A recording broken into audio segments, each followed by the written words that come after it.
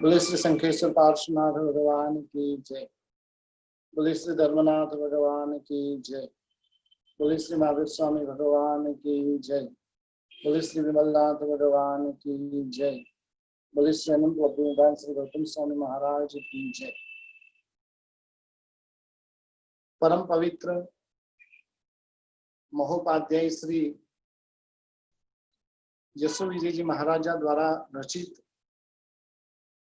ज्ञान सार ग्रंथ और जिसके अंदर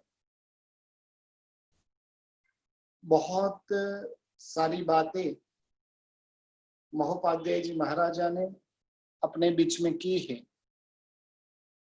आज महोपाध्याय जी महाराजा एक बहुत ही सुंदर प्यारा सा अष्टक जिसकी प्रस्तुति हमारे बीच में करने जा रहे हैं और जिस अष्टक का नाम है अनुभव अष्टक।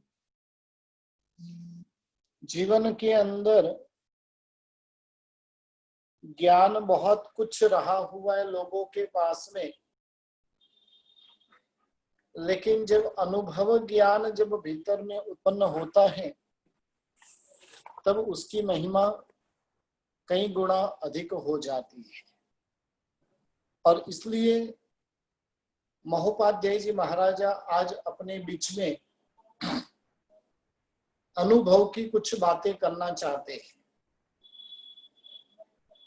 यह दुनिया के खट्टे मीठे अनुभव तो सबके पास में रहे हुए हैं।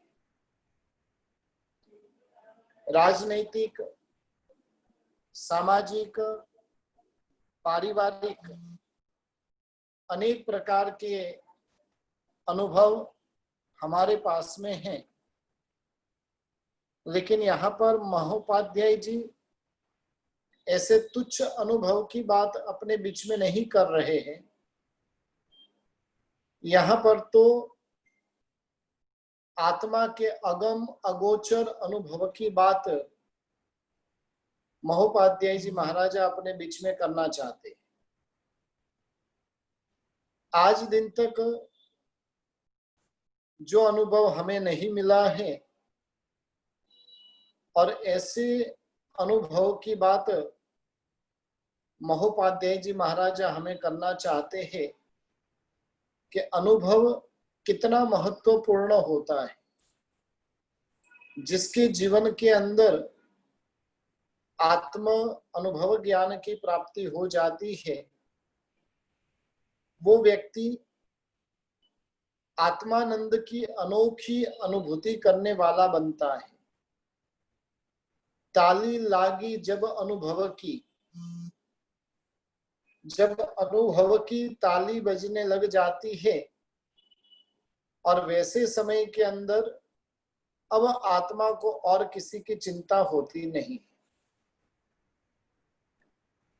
यानी आमतौर पर तो कई बार मनुष्य को कहते हुए हमने सुना है, मेरा अनुभव ये है, मैंने वहां पर ऐसा अनुभव किया था। वो अनुभव सबके पास में है, लेकिन ज्ञानी के पास में जो अनुभव है वो अनुभव बहुत ही कम लोगों के पास में रहा हुआ है। आज दिन तक हमने सैकड़ों बार सामायिक प्रतिक्रमण, पूजा, जाप, मालाएं आदि फेरी है।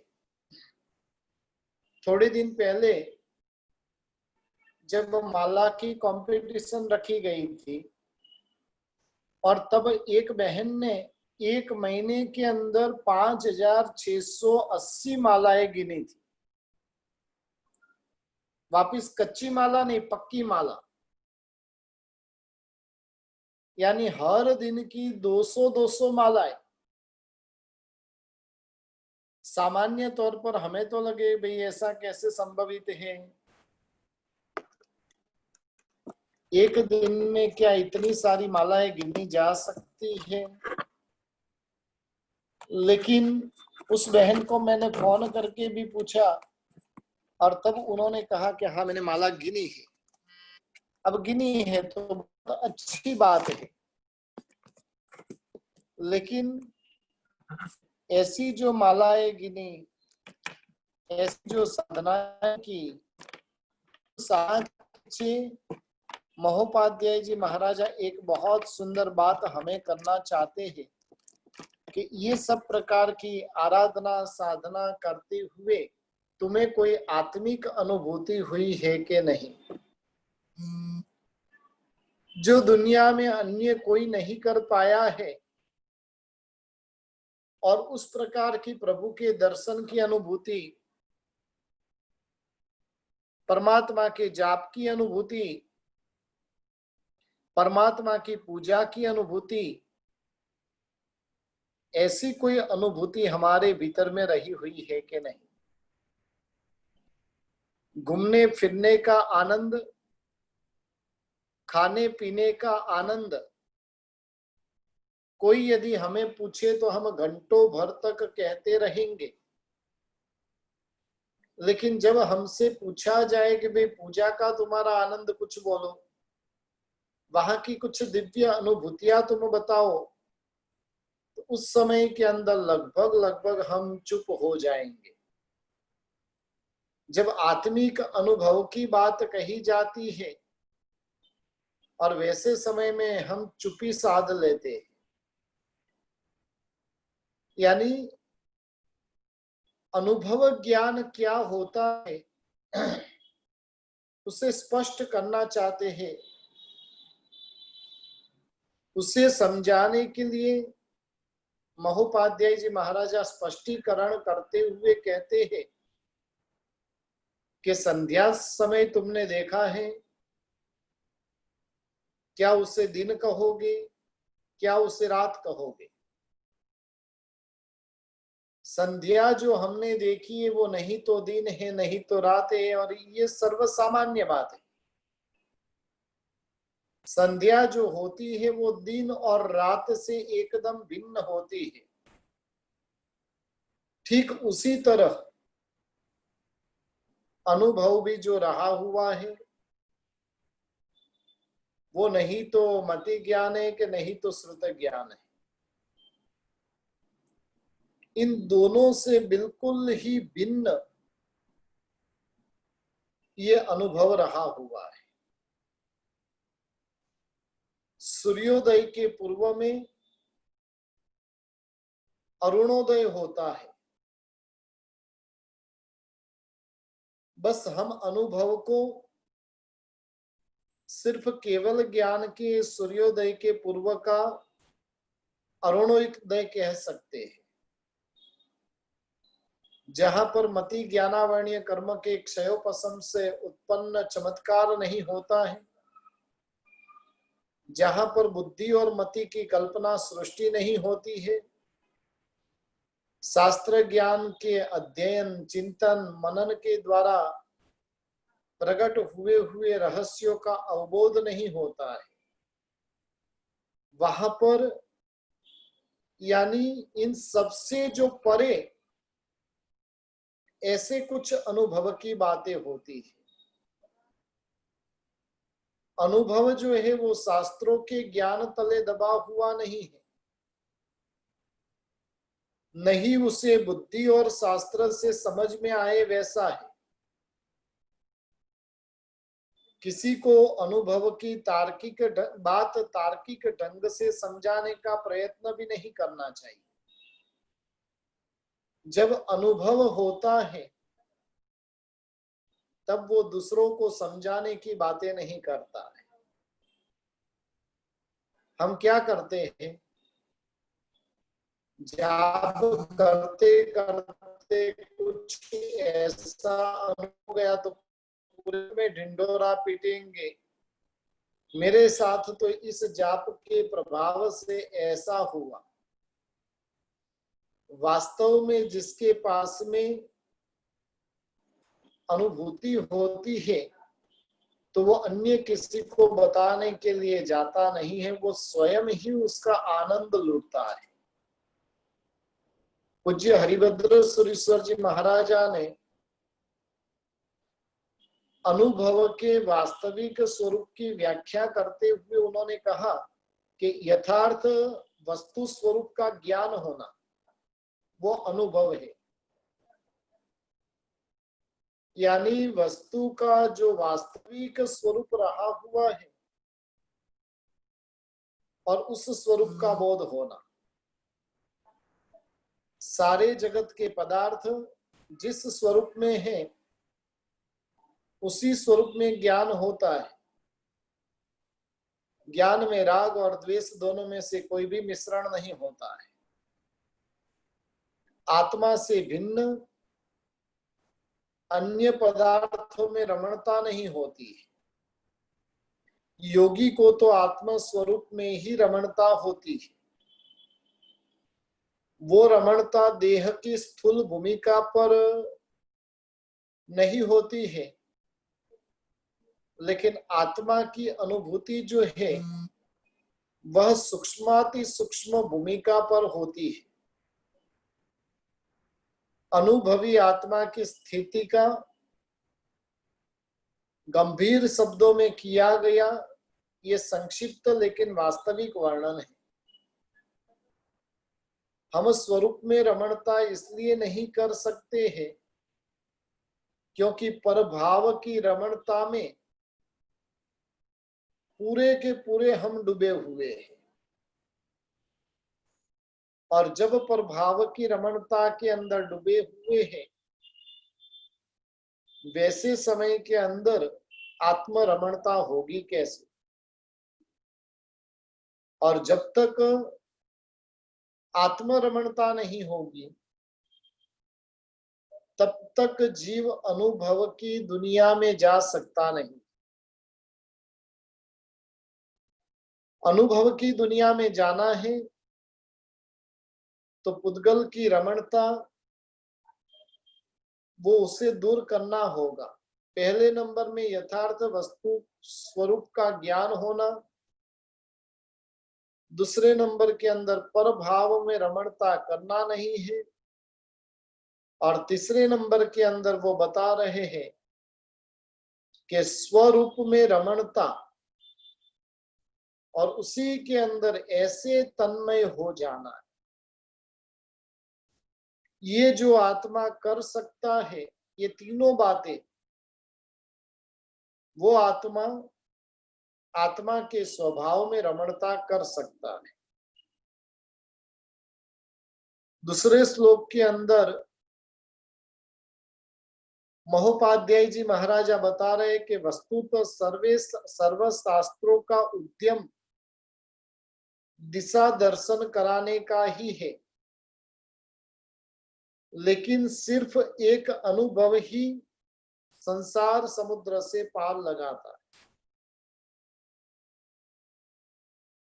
यानी जो जगत का विज्ञान है वो क्या करता है, शास्त्रों का ज्ञान भी क्या करता है, तो कि वो दिशा दर्शन करवाएगा। दिशा दर्शन से अधिक वो कुछ नहीं करवा सकता है। जब उसके भीतर की गहराई में जाते हैं और तब जाकर अनुभव ज्ञान प्रकट होता है। जब तक उसकी गहराई में जाते नहीं हैं तब तक आत्मा के भीतर में अनुभव ज्ञान प्राप्त होता नहीं। संसार समुद्र से पार उतरना है तो पार उतारेगा कौन? तब महोपाध्याय जी महाराजा कहते हैं कि अनुभव ज्ञान ही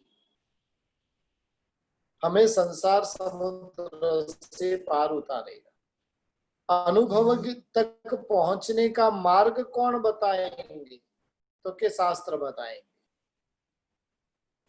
शास्त्रों के माध्यम से अनुभव ज्ञान की प्राप्ति होती है। यदि भूलकर भी कभी मनः कल्पित मार्ग पर निकल पड़े तो अनुभव नामक जो मंजिल है उसे हम पा नहीं पाएंगे। हम आराधना, साधना बहुत कुछ करते हैं, लेकिन उसे अनुभूति का विषय नहीं बनाते। ज्ञान सार को भी पिछले कई दिनों से हम देखने का प्रयास कर रहे, समझने का प्रयास कर रहे। शांत सुधारस ग्रंथ को तो उससे भी अधिक दिनों से उसका मनन वगैरह कर रहे हैं, लेकिन शास्त्र जब तक अनुभव का विषय नहीं बनते हैं, तब तक शास्त्र भी आत्म कल्याण के अंदर कारणभूत नहीं बन सकते।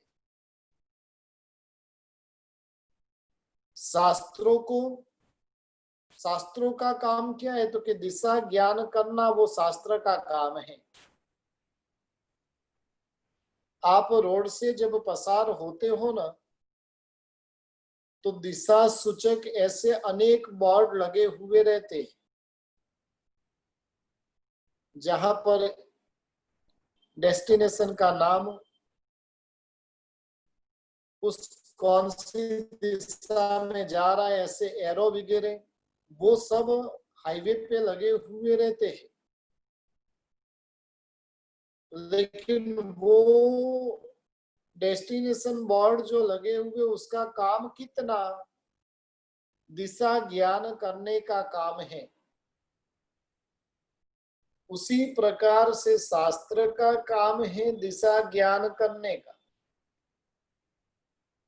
उस दिशा में यदि प्रयास नहीं करेंगे तो मंजिल तक पहुंच नहीं पाएंगे। उसी प्रकार से आध्यात्मिक दुनिया के अंदर भी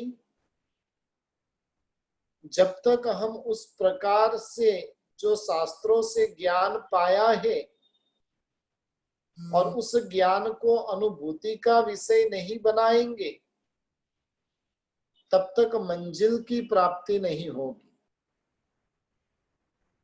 हमने ज्ञान को बुद्धि के अंदर स्टोरेज करके रखा है। उस ज्ञान को अनुभव में लाने की कुछ बातें हमने की कि नहीं? अनुभव में लाने का प्रयास किया कि नहीं? ज्ञान सार के एक एक अष्टक, शांत सुधारस की एक एक भावना आत्मा के भीतर में अनुभव का खजाना भर देवे वैसी रही हुई। लेकिन दिशा ज्ञान पाने के बाद में उस और प्रयास करना पड़ेगा। जैसे जैसे अनुभव के उत्तुंग शिखर की ओर जाते जाएंगे, वैसे वैसे हमारी जो पर परिणति है वो निवृत्त होती जाएगी। पर पुद्गलों का जो आकर्षण रहा हुआ है वो नाम शेष होता जाएगा, और आत्मरमणता की जो सुवास है वो फैलती जाएगी। और जब इस प्रकार की परिस्थिति होगी, तब अनुभव शिखर को हम प्राप्त कर सकेंगे। लेकिन ये अनुभव शिखर के आरोहण का प्रशिक्षण लिए बिना ही यदि भावना से प्रेरित होकर प्रयत्न किए, तो निसंदेह ही अगम निगम की किसी पहाड़ी की गहराई खाई में पटक दिए जाएंगे, और तब लाख खोजने के बावजूद भी अता पत्ता भी नहीं मिलेगा। और इसलिए महोपाध्याय जी महाराजा कह रहे हैं कि जिसे अनुभव के शिखर के ऊपर आरोहण है, उसे कोई न कोई रहेगी। और ऐसे प्रशिक्षक के स्वरूप में शास्त्र है, गीतार्थ गुरु भगवंत रहे हुए हैं और उनके बताए हुए निर्देशन में जैसे जैसे करते जाएंगे वैसे वैसे मंजिल के पहुंच। आज दोपहर का 3:30 बजे का समय उपाश्रय में गया, दो आचार्य भगवंत बैठे हुए थे और वो ज्ञान गोष्ठी कर रहे थे। एक आचार्य भगवंत का दीक्षा पर्याय 62 वर्ष का और दूसरे आचार्य भगवंत का दीक्षा पर्याय रहेगा 40-45 साल का। छोटे आचार्य भगवंत वो बड़े आचार्य भगवंत से दोनों अलग अलग समुदाय से हैं, लेकिन फिर भी दोनों एक दूसरे को लूटने का प्रयास कर रहे थे। तब मैंने वहां से जब दूसरे आचार्य भगवंत खड़े हुए तब उन आचार्य भगवंत को कहा, साहिब जी आप तो आचार्य हो, आपके पास में तो आगमों का भंडोर रहा हुआ और फिर भी। तब उन्होंने बहुत सुंदर बात कही कि ज्ञान का खजाना शायद मेरे पास में अधिक हो सकता है, लेकिन इन महात्मा के पास में अनुभव का खजाना रहा हुआ। मेरा अनुभव जो है 35, 40, 45 साल का है, इनका अनुभव है 62 साल का अनुभव है और मैं इनके पास में इसलिए बैठा हूं कि अनुभव ज्ञान पाने के लिए। एक आचार्य भगवंत दूसरे आचार्य भगवंत के पास में डायरी लेकर बैठते हैं। हम तो बहुत होशियार हो गए हैं, इसलिए हमें डायरी की आवश्यकता नहीं है,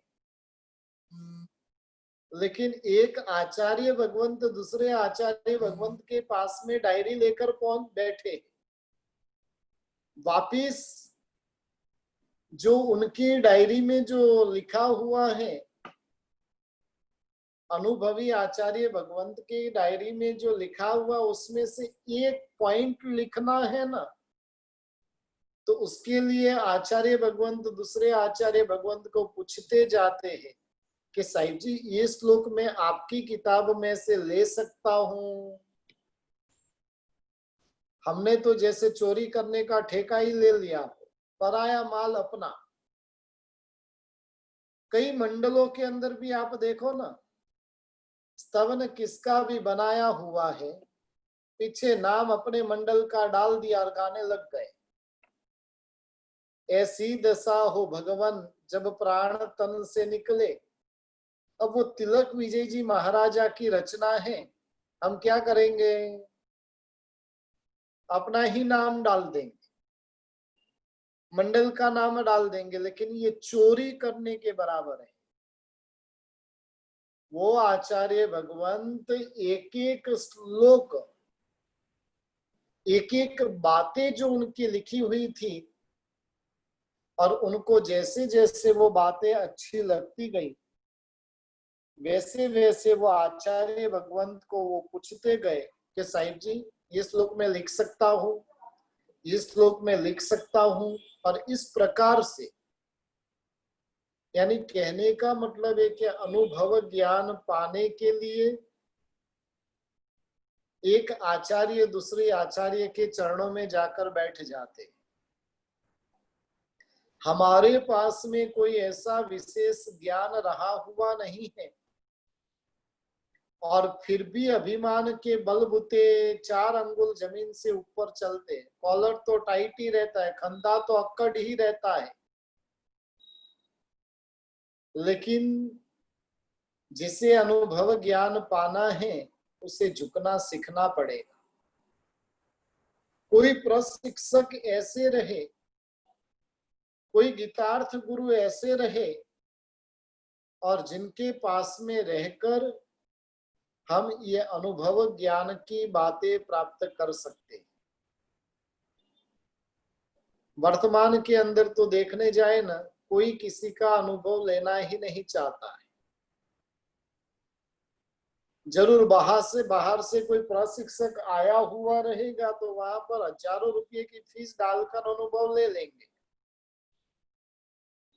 लेकिन घर वाले यदि कोई अनुभव देना चाहे तो वो अनुभव किसी को लेना नहीं। जैसे वो बेटे की बात आती है, बेटे ने राजनीति में प्रवेश किया और प्रवेश किया तो उस बेटे ने पिताजी को कहा कि पिताजी राजनीति में मैं प्रवेश कर रहा हूं तो क्या क्या सावधानी रखना। और तब पिताजी नीचे खड़े हुए थे, बेटा ऊपर बालकनी में था और बालकनी के उधर जो बेटा खड़ा हुआ था उसको बोला कि तू नीचे डाइव लगा, मैं तुझे पकड़ता हूं। और जैसे ही उसने डाइव लगाई पिताजी वहां से हट गए। तब पिताजी ने उससे कहा कि मेरा 40 साल का राजनीति का अनुभव कहता है कि सगे बाप का भी विश्वास राजनीति में नहीं करना। ये उसका अनुभव था और ऐसा अनुभव शायद आप सब जो सुन रहे हो उनका अनुभव मेरे से भी अधिक रहा हुआ रहेगा, क्योंकि लगभग मेरा तो पता है कितना है, मंदिर की 4 दीवारों के बीच में मैं कैद हूं। बहुत कम बाहर जाना होता है, या तो कहीं पर किसी के घर पे धार्मिक पढ़ाना है कि यहाँ से और कहीं पर पढ़ाने के लिए जाना है तो ठीक है, और कहीं पर विशेष घूमना फिरना होता नहीं। आप तो पूरी दुनिया में घूमते रहते हो, इसलिए बाहर का अनुभव तो आपके पास में बहुत ही गजब का रहा हुआ है। लेकिन महोपाध्याय जी महाराजा कह रहे हैं कि ऐसे बाह्य अनुभवों की कोई विशेषता नहीं है। पंडितों का कहना है कि इंद्रियों से अगोचर ऐसे परमात्मा स्वरूप का विशुद्ध अनुभव के बिना ये समझना असंभव है। और उसे समझने के लिए तुम सैकड़ों शास्त्रों की युक्तियों का प्रयोग करो, लेकिन फिर भी उसे समझ नहीं पाओगे। उसे समझने के लिए तो प्रैक्टिकल रूप में उसे भीतर में आत्मसात करना पड़ेगा। युक्ति से इंद्रियों को अगोचर पदार्थों के रहस्यों का ज्ञान हो सकता, तो पंडितों ने इतने समय में तो अतीन्द्रिय पदार्थों के संबंध में निर्णय कर लिया होता। लेकिन इंद्रियों से अतीन्द्रिय जो बातें हैं वो बातों का विज्ञान पाया नहीं जा सकता। कई लोग होते पूरे दिन भर पढ़ते रहते, जरूर पढ़ते रहना है, लेकिन पढ़ने के बाद में कुछ समय ऐसा भी निकालना कि पढ़ा हुआ पचे भी। और पचाने की क्रिया जो होती है वो इंद्रियों से नहीं होती है, वो इंद्रिय अगोचर है, इंद्रियातीत है, जहां पर आत्मा की गहराई में उतरना होता है। और आत्मा की गहराई में जब उतरते तब जाकर वो अनुभव ज्ञान भीतर में प्रकट होता है। इतना ज्ञान होने के बावजूद भी हम चिंता में क्यों जाते हैं। 70 साल का व्यक्ति रहेगा और वो भी छोटी सी चीज को लेकर चिंता में चला जाता है। क्यों जाता है?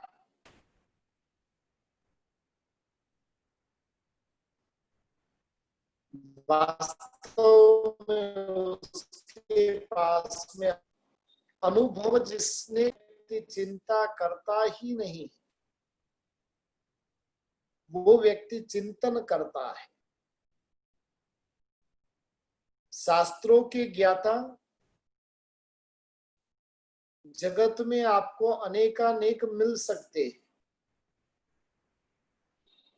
लेकिन शास्त्रों के रसास्वाद को पाने वाले बहुत ही कम विरले होते हैं। यहाँ पर महोपाध्याय जी महाराजा कहते हैं, किसकी कल्पना रूपी कलछी शास्त्र रूपी खीर में प्रवेश नहीं कर सकती है। यानी कल्पना के माध्यम से चूल्हे पर उफनती हुई जो खीर है, और वो खीर का स्वाद कैसा रहा हुआ है, वो मात्र उसे हिलाते रहने से उसकी अनुभूति नहीं होती। उसी प्रकार से ज्ञान को खाली हिलाते रहने से, बुद्धि को, तार्किक बुद्धि को, शास्त्रों को उलटते पुलटते रहोगे तो उससे जो, जैसे वो करछी को हिलाते रहने से खीर का रसास्वाद मिलता नहीं है, वैसे ही शास्त्रों के पन्ने घुमाते रहने से शास्त्रों का आस्वाद मिलता नहीं, बल्कि शास्त्रों को तार्किकता के पढ़ने में तोलने में ही जीवन पूर्ण हो गया तो अंतिम समय के अंदर स्वयं को ही खेद होगा कि मैं कैसा दुर्भाग्य, इतने अमूल्य शास्त्र रत्नों को पाकर भी मैंने उसका अनुभव नहीं किया। खीर जब जीभ के ऊपर रखी जाती है तब उसका आस्वाद हमें प्राप्त होता है। ज्ञान जब भीतर में उतरता है तब उस ज्ञान का आस्वाद होता है, और ज्ञान का आस्वाद करना वही क्या है, उसी को ही महोपाध्याय जी महाराजा अनुभव कहते हैं। ज्ञान पाना अलग बात है और ज्ञान को अनुभूति का विषय बनाना वो अलग बात रही हुई। चर्म दृष्टि से जगत को देखना, शास्त्र की दृष्टि से जगत को देखना और अनुभव की दृष्टि से जगत को देखना, तीनों के अंदर बहुत बड़ा अंतर है। एक चमड़े की आंख है, एक शास्त्र की आंख है और एक अनुभव की आंख है। हम कौन सी आंख से देखने का काम करते हैं? जिस पदार्थ का दर्शन अनुभव दृष्टि से ही संभव है, उस पदार्थ को चमड़े की आंख से, शास्त्र की दृष्टि से देखने का प्रयत्न करना वो व्यर्थ है। कर्म रूपी कलंक से विशुद्ध ऐसे आत्मा के दर्शन, ब्रह्म का दर्शन चमड़े की आंखों से संभवित नहीं है, शास्त्र की आंखों से भी संभवित नहीं है। उसके लिए तो अनुभव की आंखें लगानी पड़ेगी। शास्त्र क्या काम करेगा? दिशा सूचन करने का काम शास्त्र करेगा। समता कैसे पाई जाए उसकी बातें शास्त्रों के अंदर मिलेगी, लेकिन वास्तव में कहो कि उन बातों से समता मिलेगी, कभी नहीं मिलेगी। जब तक उसे अनुभव का विषय नहीं बनाया तब तक कुछ भी नहीं हो सकता है। भोजन की बातें करते रहे और पेट भर जाए, ऐसा कभी होता नहीं। पैसे की बातें करते रहे और पैसे घर में आकर आ जाए, ये संभवित नहीं है। खाने की बातें करते हैं, उससे पेट नहीं भरता है, लेकिन खाना खाने से पेट भरता है। ज्ञान से, शास्त्रों के बोध से कोई आत्मिक अनुभव की प्राप्ति होती नहीं है, लेकिन उसके लिए स्वयं को प्रयत्न करना पड़ेगा, उसकी गहराई में उतरना पड़ेगा। और जब उस गहराई में जाएंगे तब जाकर क्या होगा, तो कि अनुभव दृष्टि आत्मा के भीतर में प्रकट होगी। लिपिमय दृष्टि,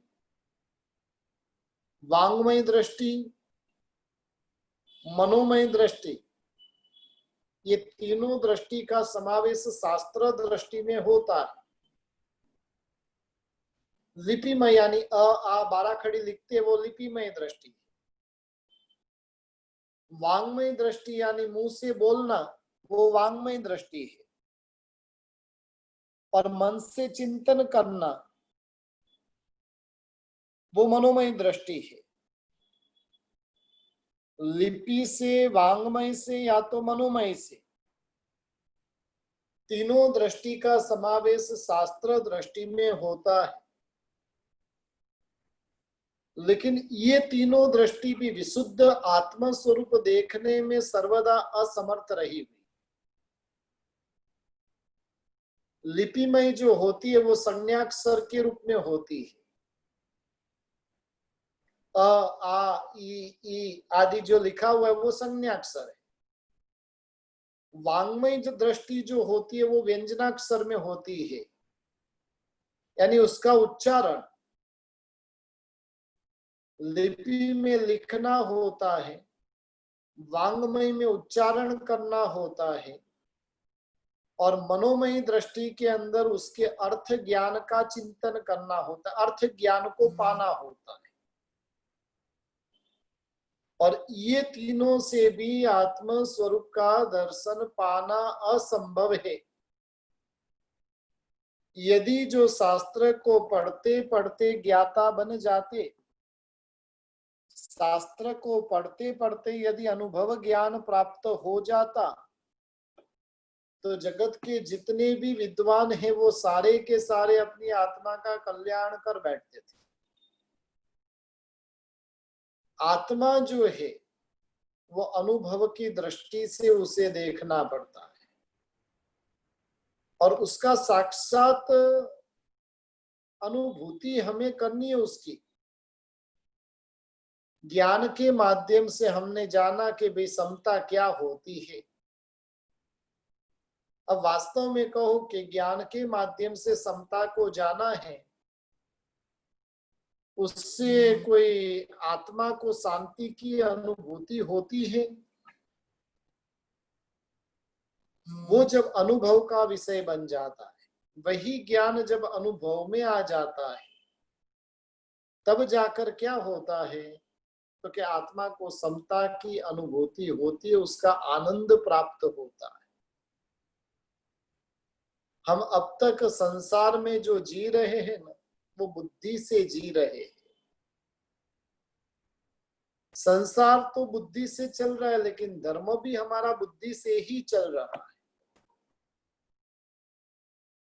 हर एक जगह पर कैलकुलेशन लगाकर चलते,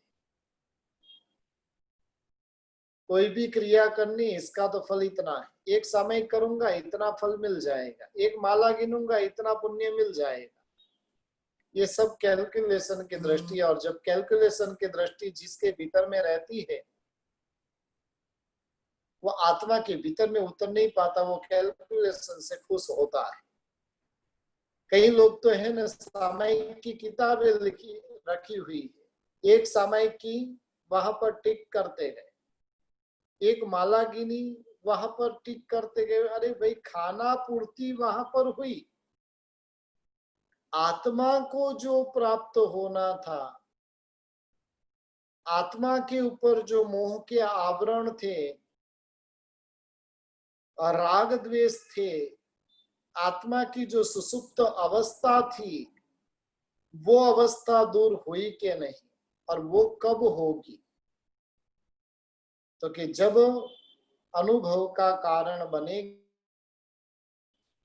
ज्ञान, वो अनुभव का कारण बनेगा, तब जाकर आत्मा की सुसुप्त अवस्था दूर होगी, जागृत दशा उसे प्राप्त होगी।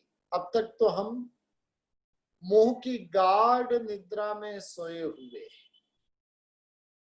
ऐसे सोए हुए कि वहां से उठना है वो भी हमें पता नहीं है। जैसे कुंभकर्ण सोता था, 6 महीने तक सोता ही रहता। हम मोह की निद्रा में अनंत काल से सोए हुए, 1-2 साल से नहीं, लेकिन अनंत काल से मोह की निद्रा में सोए हुए हैं।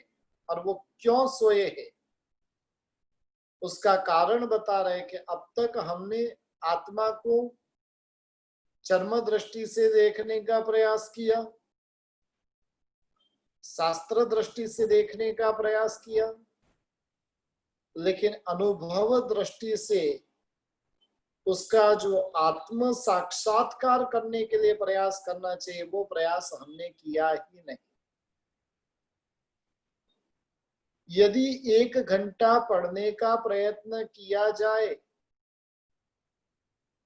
तो साथ साथ में 10-15 मिनट के लिए उसको आत्मा के भीतर में कैसे उतारा जाए, उसका भी चिंतन मनन होना चाहिए।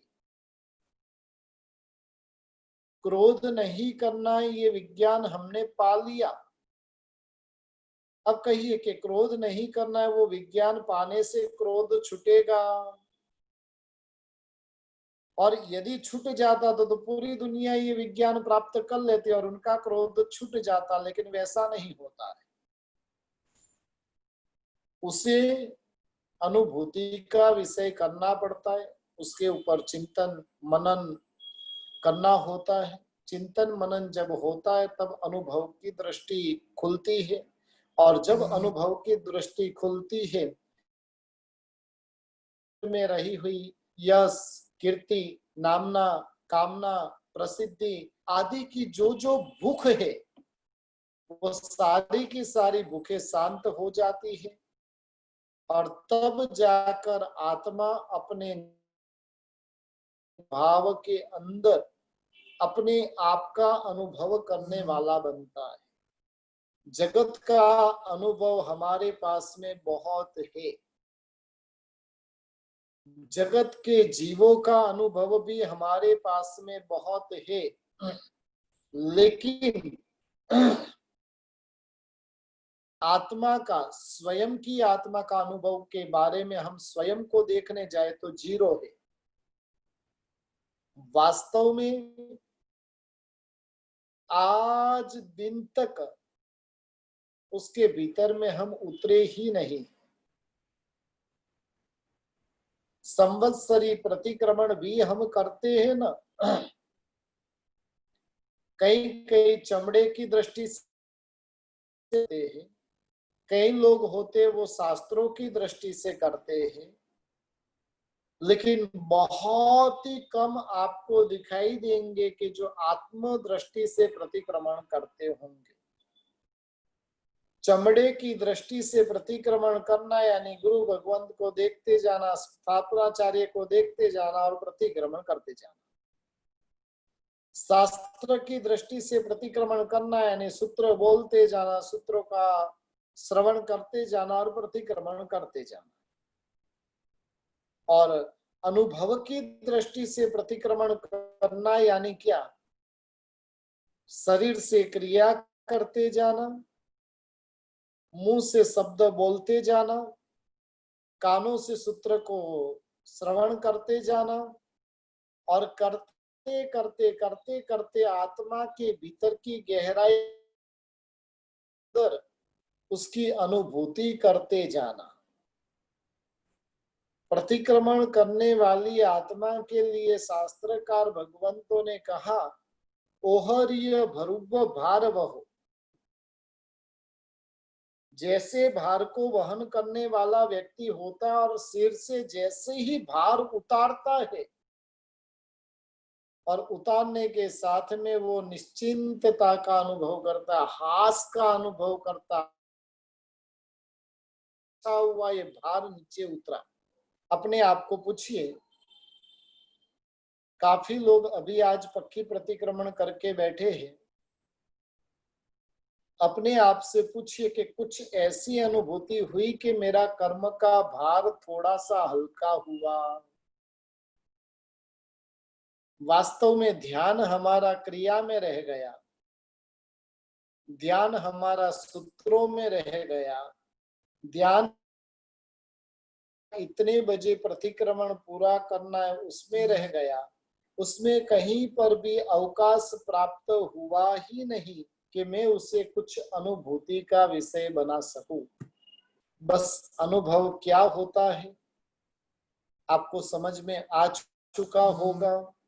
बस निरंतर इस प्रकार की अनुभूति, जो कुछ भी अध्ययन किया हुआ है, जो कुछ भी परमात्मा की बातें श्रवण की हुई है, उन बातों का चिंतन मनन करके उसके द्वारा विश्व दर्शन करने से ही पर ब्रह्म परमात्मा अवस्था को प्राप्त कर सकेंगे। लेकिन जब तक ज्ञान, चिंतन और मनन का विषय नहीं बनता है, तब तक आत्मा अनुभव की दुनिया में प्रवेश कर सकती नहीं है। बस हम अनुभव की दुनिया में प्रवेश करने वाले बने। यही मंगलमय भावना के साथ में आज 26वें अष्टक की पूर्णाहुति यहाँ पर करते हैं। कल 27, कल तो रविवार का दिन है, 27वां अष्टक जो योग अष्टक है, जिसके बारे में हम बातें कल करेंगे। परमात्मा की आज्ञा के विरुद्ध कुछ भी कहा हो तो मिच्छामि दुक्कडम।